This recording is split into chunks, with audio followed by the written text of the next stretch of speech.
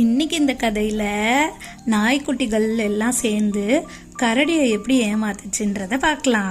நான் லக்ஷ்மி. கதையோட பெயர் நாய்க்குட்டிகள். இது பெட் டைம் ஸ்டோரி.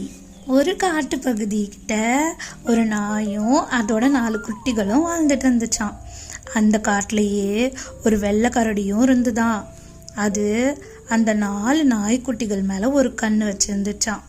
ஆஹா ஆஹா, எவ்வளோ கொழு கொழுன்னு அழகான நாய்க்குட்டிகள், எப்படியாவது அதுங்களை ஒன்று ஒன்றா காலி பண்ணணும் அப்படின்னு கனவு காணவே ஆரம்பிச்சுதான்.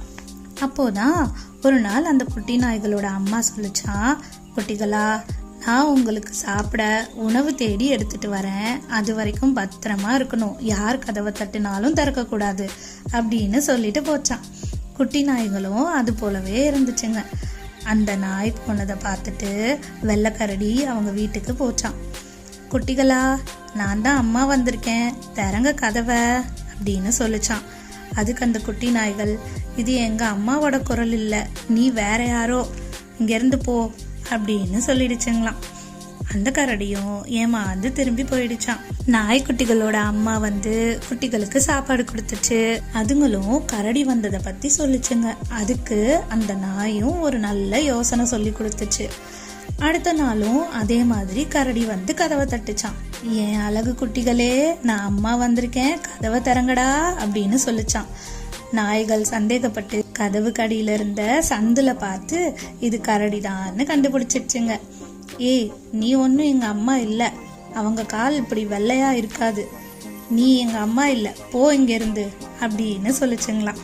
அந்த கரடி அன்னைக்கும் ஏமாந்து திரும்பி போயிடுச்சான். இப்படியே சில நாட்கள் ஓடிச்சான். அப்புறம் ஒரு நாள் அந்த கரடி நாய் மாதிரியே சாயம் பூசிக்கிட்டு இன்னைக்கு எப்படியாவது குட்டி நாய்களை சாப்பிடணும் அப்படின்னு உறுதியோட போச்சான்.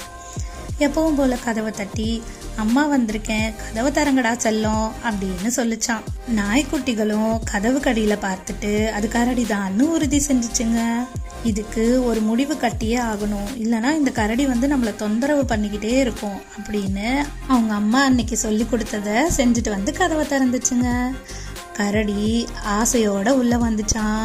பார்த்தா கரடி எப்படி நாய் போல சாயம் போட்டு ஏமாத்தி வந்துச்சோ, அதே மாதிரி அந்த நாய்களும் கரடி குட்டிகளாவே சாயம் பூசிட்டு இருந்துதான்.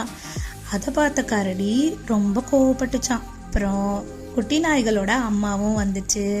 அது சொல்லிச்சான், என்னோட குட்டிகள் காணாம போயிடுச்சு, ரொம்ப நாளா நானும் தேடினேன், எனக்கு கிடைக்கவே இல்லை. அப்போதான் நான் காட்டு பக்கம் போயிட்டு இருக்கும்போது இந்த கரடி குட்டிகளை நான் பார்த்தேன், இதை எடுத்துட்டு வந்து நானே வளர்க்கலான்னு இப்போ நான் வளர்த்துக்கிட்டு இருக்கேன், இதையும் நீ தூக்கிட்டு போயிடாத, விட்டுடு அப்படின்னு சொல்லி அந்த நாய் கேட்டுச்சான். அது உண்மைன்னு நம்பி அன்னைக்கும் அந்த கரடி ஏமாந்து போச்சு. இனி நாம அந்த நாய்க்குட்டிகளை தேடலாம் அப்படின்னு நினைச்சுக்கிட்டு அந்த முட்டாள் கரடி காட்டுக்கே திரும்ப போச்சான். அந்த நாய்க்குட்டிகள் அதோட அம்மா சந்தோஷமா பயமே இல்லாம வாழ ஆரம்பிச்சுதான். இந்த கதையோட நெறி, சில சமயத்துல நாம முள்ளால தான் எடுக்கணும், பயந்து ஒளியக்கூடாது, தைரியமா கையாளணும்.